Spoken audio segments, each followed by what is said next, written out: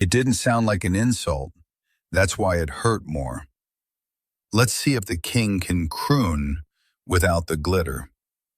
The room laughed, not because it was funny, because it was Dean Martin. And when a man like him speaks, people don't question it. They follow it. For a split second, Elvis Presley forgot how to breathe. July 18th, 1963, Sands Hotel, Las Vegas. A room built on power. Not loud power, not aggressive. Controlled power. Smoke curled through the air like ghosts that had seen too much. Glasses touched tables with quiet precision. Laughter came in waves, smooth, effortless, practiced. This wasn't just a room. It was a stage without lights, and only a few men knew how to own it. At the center, Frank Sinatra. Still, observing, untouchable. Next to him, Sammy Davis Jr., tapping a rhythm no one else could hear. And then, Dean Martin. Half a smile, half a drink. Full control.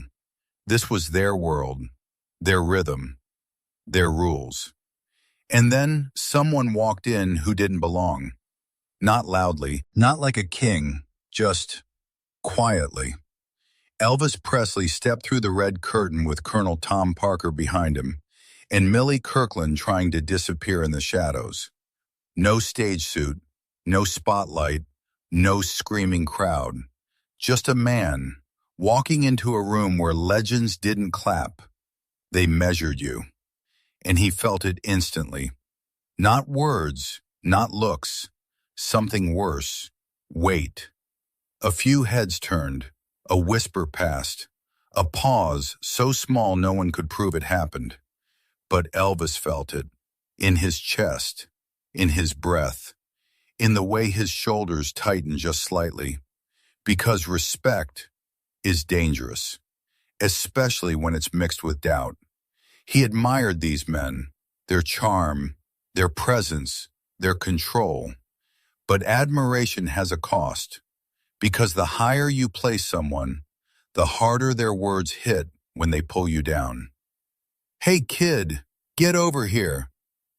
Dean's voice cut through the room like silk wrapped around steel. Elvis stepped forward. One step, then another. Frank gave a small nod. Sammy smiled. Dean leaned in. Close. Too close. And then he whispered something only Elvis could hear. A single sentence, and everything changed. Elvis froze. Not visibly, not dramatically, but inside, something dropped. Hard. His smile stayed, but his eyes fell. Just for a fraction of a second. That was enough. Millie saw it. Her breath caught. Colonel Parker didn't hear the words, but he saw the damage. And that worried him more. The room kept moving. A glass hit the table. A laugh echoed too loudly. A piano key was brushed, but not pressed. But around Elvis, everything tightened, like a rope being slowly pulled around his chest. He swallowed. His hands stayed still. Too still.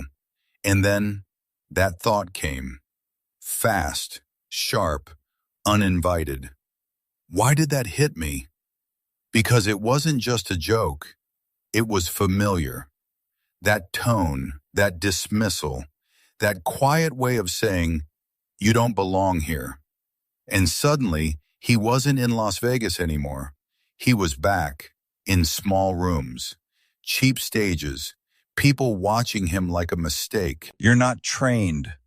You're not polished. You're not real.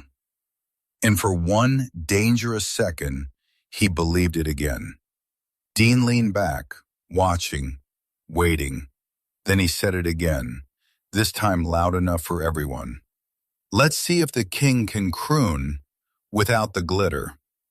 Laughter. Automatic, but wrong, because this time everyone felt it. This wasn't a joke. This was a challenge. Frank's eyes shifted. Sammy leaned forward. Even the room itself seemed to listen. Elvis didn't move, but his fingers started tapping. Fast, controlled, a quiet rhythm against his belt. The kind of movement that only appears when something inside you is trying not to break. Millie saw it instantly. She had seen it before shows, before pressure, before moments that mattered too much. Elvis exhaled, forced a laugh. Too sharp, too quick, not real. Dean noticed. Of course he did. Relax, he said lightly. Just want to see if the king can swim without the crown. Again a smile. Again a knife. The room waited for Elvis to step back, to laugh it off, to protect himself, to stay safe. But something inside him shifted.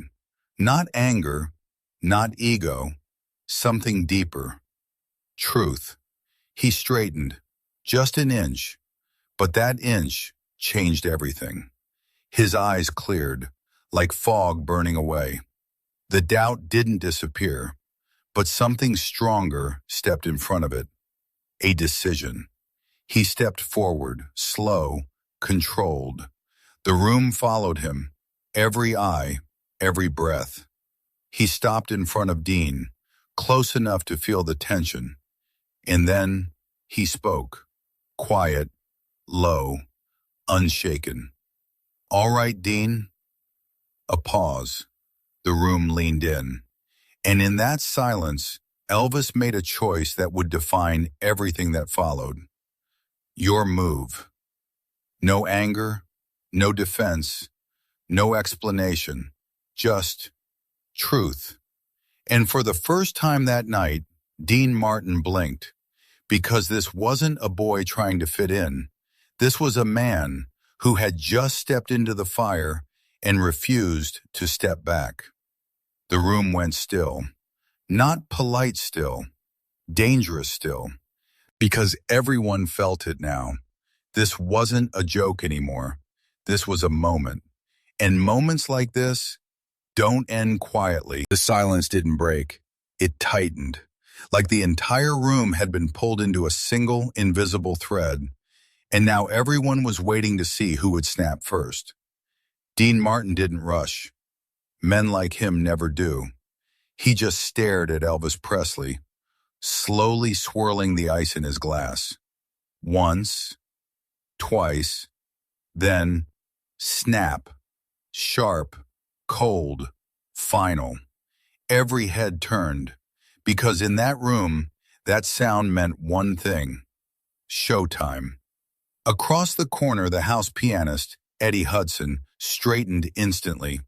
His fingers hovered above the keys, unsure, waiting. Dean didn't even look at him. He just lifted two fingers and made a small circle in the air. That was enough. Eddie swallowed. He understood. Everyone did.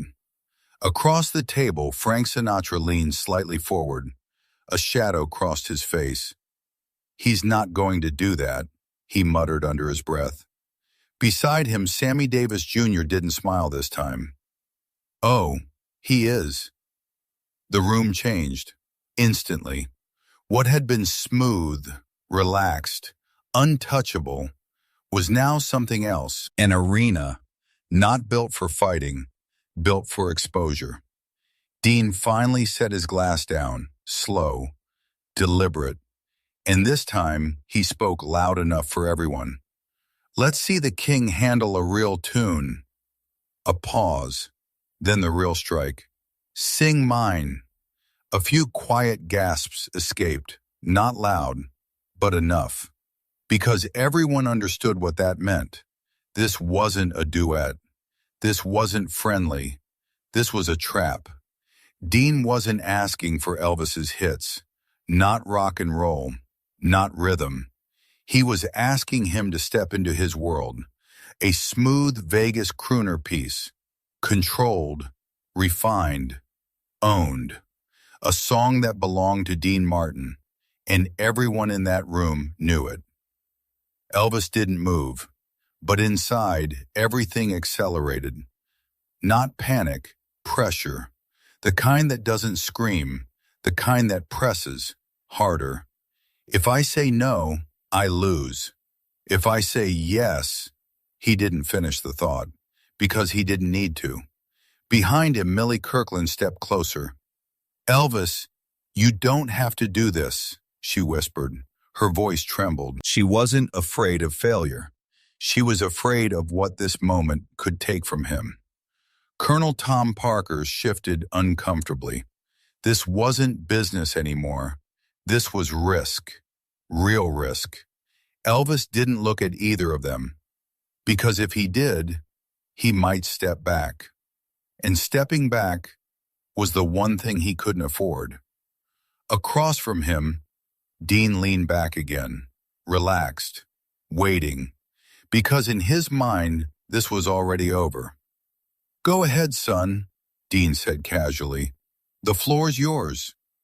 And that word, son, hit deeper than anything else. Not Elvis, not king, just son. A quiet reminder of hierarchy. The room held its breath. Eddie Hudson's fingers trembled above the keys. Then he played. A soft opening chord, smooth, elegant, dangerous. The melody floated through the room like silk, but underneath it, there was steel. Recognition hit instantly. A Dean Martin classic.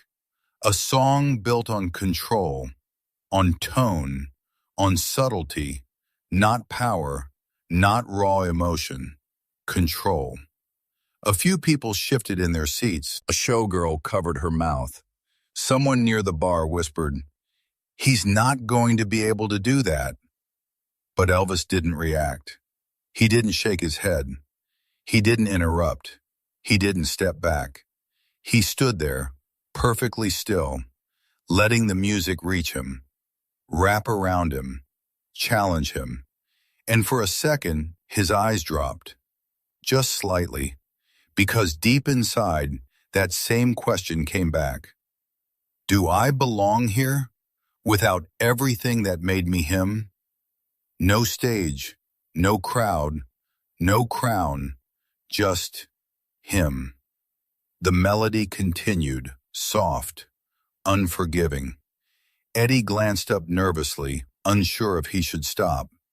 Elvis gave the smallest nod, barely visible, but enough. The music continued. Dean watched, half-smile returning, because this was the moment, the fall, or the proof, and Elvis knew it. He took one step forward. The room tightened. Another step. Chairs shifted. Breaths caught. He moved toward the piano, slow, measured, like a man walking into something he couldn't walk out of. He didn't reach for a microphone. He didn't need one. The silence in that room was louder than any speaker. He stopped beside the piano, closed his eyes for a brief second, and in that second, everything came back. Every doubt, every stage, every voice that ever questioned him, and something else, something stronger. Truth. His eyes opened, clear, steady, no fear now, just decision. The melody reached its first peak, and the entire room leaned forward without realizing it, because everyone felt it. This wasn't about music anymore. This was about identity. And then Elvis took a breath, deep, slow, and opened his mouth. The first note didn't explode. It didn't demand attention. It pulled it. Elvis Presley opened his mouth, and the room leaned closer. Soft, so soft it almost disappeared. But that was the trap, because you had to listen. And once you listened, you couldn't leave. His voice slid into Dean Martin's song like it had always belonged there. Not copied, not forced. Felt. Eddie Hudson blinked. Once, twice, This wasn't imitation. This was transformation. Across the table, Frank Sinatra stopped moving completely. His glass hovered midair, forgotten. Beside him, Sammy Davis Jr. whispered under his breath, "Listen to this." Elvis didn't look at anyone. Not yet. His eyes stayed low, focused inward, because this wasn't performance. This was exposure. The first lines passed gently, controlled, careful, like he was learning the shape of the song before changing it. And then something shifted, subtle but undeniable. His voice deepened, warmth crept in, not louder, truer. He wasn't singing like Dean. He was singing like himself, inside Dean's song. And suddenly, the melody changed meaning. A note bent, just slightly, a gospel edge. Barely there, but enough to break the rules. And that's when the room realized this wasn't a test anymore. This was a takeover. Not aggressive, not loud, but inevitable. A showgirl froze mid-sip. A waiter stopped polishing a glass. Cigarette smoke hung in the air like time had paused, because something real had entered the room. And real is rare. Elvis lifted his head, slowly. His eyes met the room for the first time, and everything changed. Now they weren't watching a performer, they were watching a man who had nothing to hide. Every word carried weight, not technical weight, not perfect phrasing, emotional weight, pain, doubt, truth, the kind of truth you can't fake. Eddie's hands adjusted without thinking. His chords softened, followed, because even the pianist understood now. This wasn't Dean's version anymore. It belonged to something else. Halfway through the song, the shift became undeniable. Elvis raised one hand slightly, not dramatic, not showy, just enough to shape the air. And his voice changed again, richer, deeper, more open, like he stopped protecting himself. And that's when it hit, the turning point. He wasn't trying to beat Dean. He wasn't trying to impress anyone. He was doing something far more dangerous. He was being honest. And honesty, in a room built on performance, is explosive.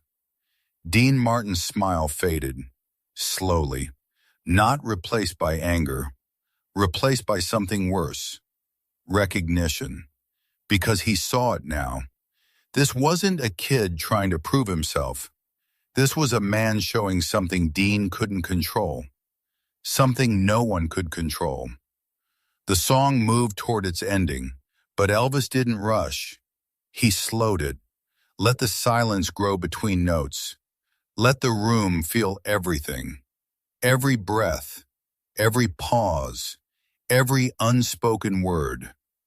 And then he did something no one expected. He looked directly at Dean, not aggressive, not defensive, clear, calm, and delivered the final line. Soft, precise, unavoidable. 6 words, not shouted, not performed, told. The sound didn't echo, it settled. Into the room, into the people, into Dean. Silence, real silence, the kind that doesn't belong to fear, the kind that belongs to truth. Eddie's hands froze above the keys. No one moved. A showgirl wiped a tear quickly. A waiter forgot he was working. Frank Sinatra lowered his glass slowly, not impressed, respectful. Sammy Davis Jr. let out a quiet breath. He lived it.